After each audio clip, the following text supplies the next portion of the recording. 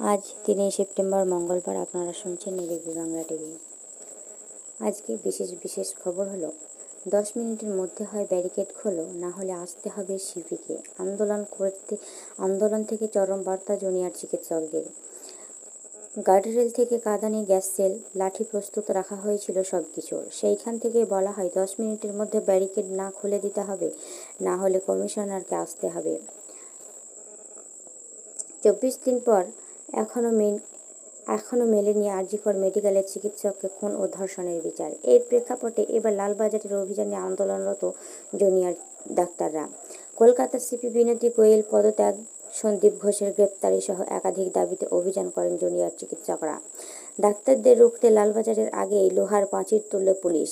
সেইখানেই শিরদাঁড়ার গোলাপ বেঁধে প্রতিবাদ শুরু করে জুনিয়র চিকিৎসকরা। গার্ডরেল থেকে কাঁদানে গ্যাস সেল, লাঠি প্রস্তুত রাখা হয়েছিল সবকিছুই। সেইখান থেকেই বলা হয় 10 মিনিটের মধ্যে ব্যারিকেড না খুলে দিতে হবে, না হলে কমিশনারকে আসতে হবে, তা না হলে অবস্থান বিক্ষোভ শুরু হবে।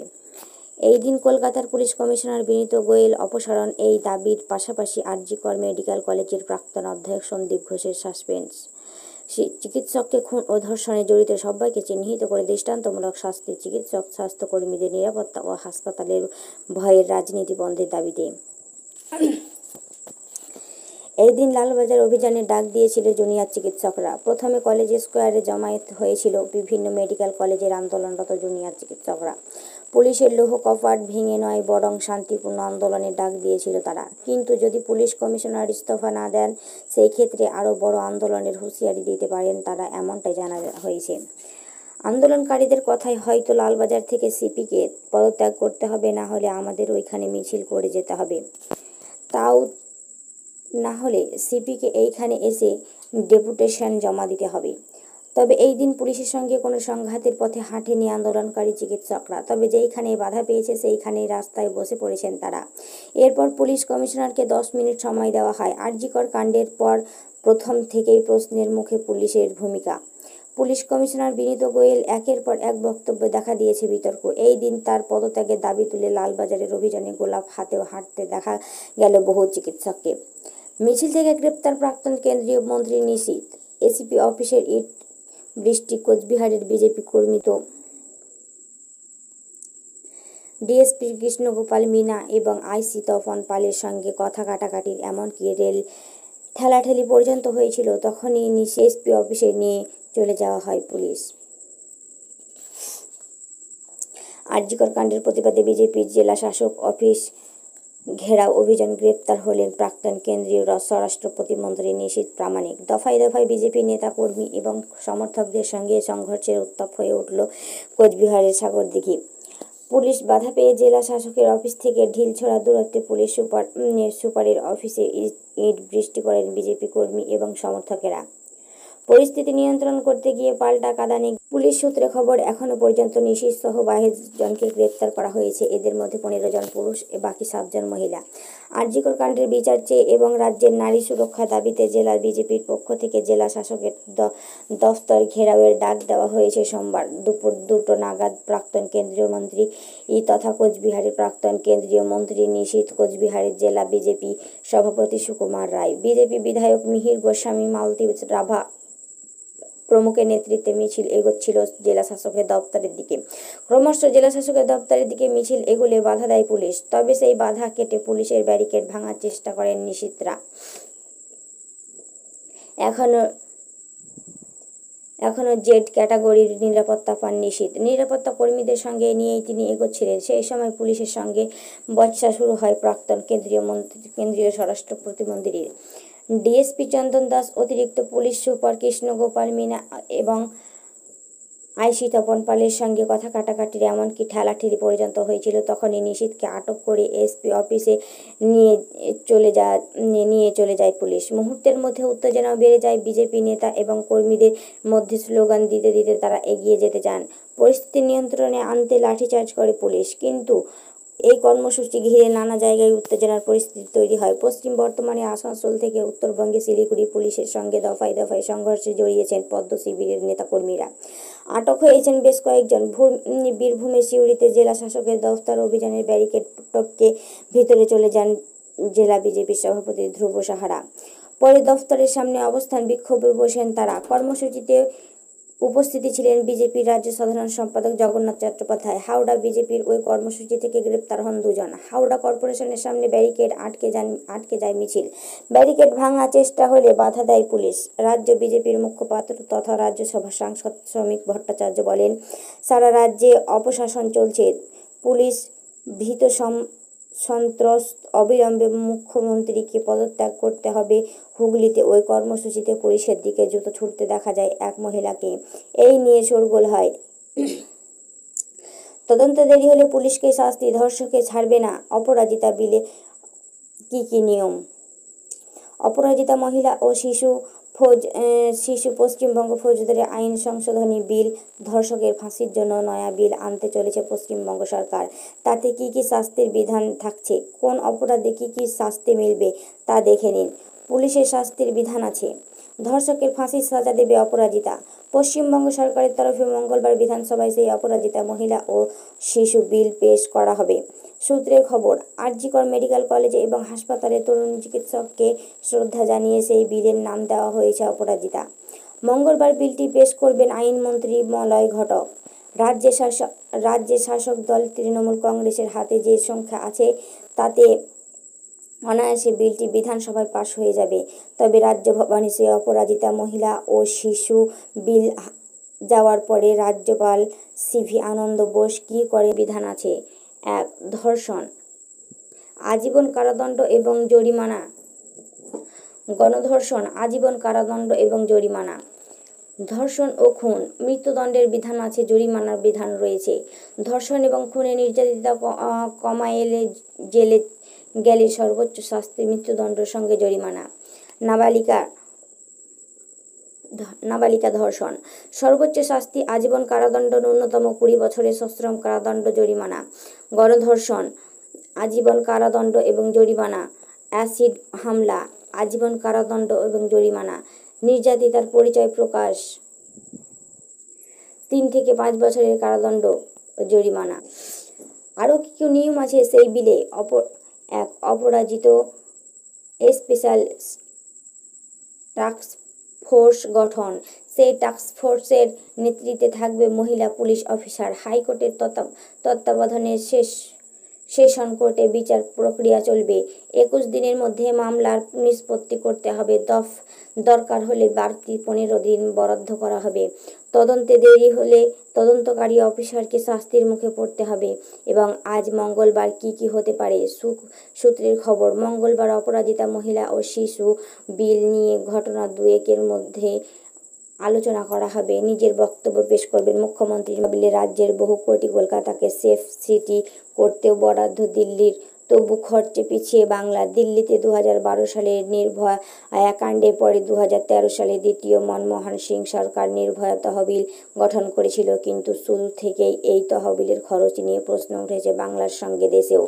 আরজিকর কাণ্ড নিয়ে গোটা বাংলা যখন তোলপাড়, তখন কেন্দ্রের তথ্য ঘেঁটে দেখা যাচ্ছে নারী সুরক্ষার জন্য কেন্দ্রীয় সরকার নির্ভয়া তহবিল গঠনের প্রায় 1 দশক পরেও সেই তহবিলের বরাদ্দ টাকা খরচে পিছিয়ে বাংলা। ওই তহবিল থেকে কোন রাজ্য কত টাকা পেয়েছে আর তার থেকে কত খরচ হয়েছে তা 2019 সালে জানতে চেয়েছিলেন অন্যদের সঙ্গে পশ্চিমবঙ্গের 2 সাংসদ। তারা হলেন তৃণমূলের মালা রায় এবং কংগ্রেসের অধীররঞ্জন চৌধুরী। তার জবাবে কেন্দ্রীয় স্বরাষ্ট্র মন্ত্রক রাজ্যওয়ারি যে হিসেব সংসদে জমা দিয়েছিল তাতে দেখা যাচ্ছে সেই সময় পর্যন্ত বাংলার জন্য কেন্দ্র বরাদ্দ করেছিল 75.708 কোটি টাকা, আর রাজ্যের তরফে কেন্দ্রকে পাঠানো খরচের পরিমাণ ছিল 3,93,00,000 টাকার মতো। প্রসঙ্গত 2012 সালে দিল্লিতে মূলত মহিলাদের নিরাপত্তার অর্থ বরাদ্দ হয়েছে সাধারণ বাজেটে। তাতে অন্য রাজ্যের সঙ্গে বাংলাও টাকা পেয়েছে। তারই পাশাপাশি গত 2018 সালে কেন্দ্রীয় বাজেটে দেশের মোট 8টি শহরের নিরাপত্তা বাড়তে নতুন উদ্যোগ নেওয়া হয়েছিল। সেফ সিটি তৈরির তালিকায় আহমেদাবাদ, বেঙ্গালুর, চেন্নাই, দিল্লি, হায়দ্রাবাদ, লখনৌ, মুম্বাইয়ের সঙ্গে ছিল কলকাতাও। প্রায় 3,000 কোটি টাকা বরাদ্দ হয়েছিল ওই বাবদ। কলকাতা সহ সব শহরের জন্য এখনও কেন্দ্র ও 1408 পাঠিয়েছে, কিন্তু দেশে সর্বমোট খরচ হয়েছে 836.39 কোটি টাকা। প্রথম দিকে কেন্দ্রীয় সরকারের নারী সুরক্ষা খাতের সঙ্গে সঙ্গে নির্ভয়া তহবিলের জন্য যতটা পরিমাণে টাকা বরাদ্দ করত তা ক্রমশ কমতে থাকে।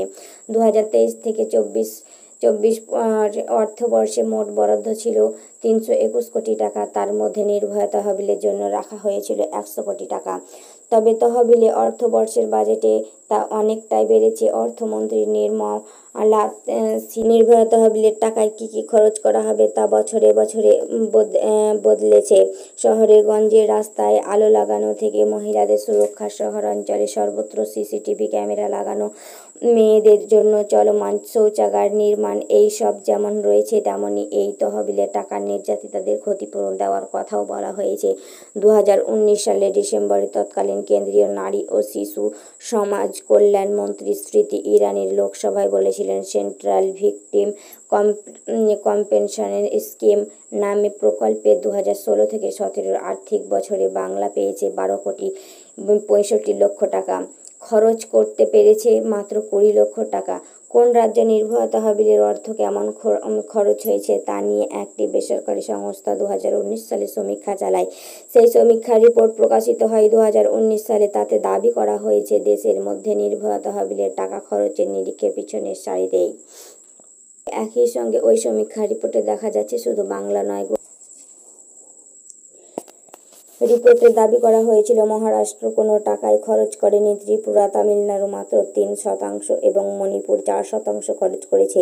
এরপরে দিল্লির, পশ্চিমবঙ্গ ও গুজরাট, 3 রাজ্যে খরচের পরিমাণ মাত্র 5%, 15%-এর নিচে খরচ করেছে আরও 10টি রাজ্য। 30% পর্যন্ত খরচ করা রাজ্যের সংখ্যা 8টি, তার মধ্যে ছিল 21% খরচ করা উত্তরপ্রদেশ, ও যে রাজ্য নারী নির্যাতনের অভিযোগ বারবার জাতীয় রাজনীতির বিষয় হয়ে উঠেছে।